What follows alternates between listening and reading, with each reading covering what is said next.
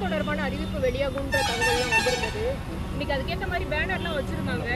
எனக்கு நான் கூட்டணி கட்சி தலைவர் என்ற முறையிலே மரியாதை நிமித்தமான சந்திப்பு. தேர்தல் களம் இன்னும் ஒரு வருடம் இருக்கிறது. இன்றைய கள நிலவரம் குறித்து அவரிடம் பேசினேன்.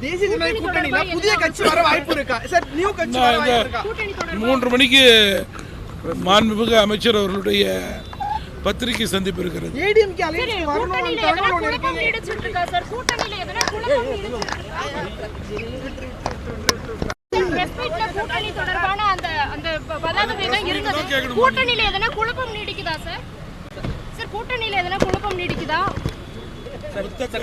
கட்சிகள் ஒன்று சேரும்.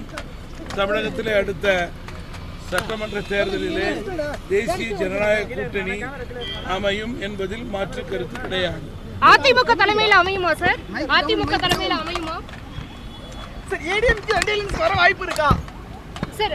3 மணிக்கு அமைச்சருடைய பிரஸ் மீட் இருக்கு. தயவு கூர்ந்து அதிலே கவனம் செலுத்த வேண்டும் என்று அன்போடு கேட்டுக்கொள்கிறேன்.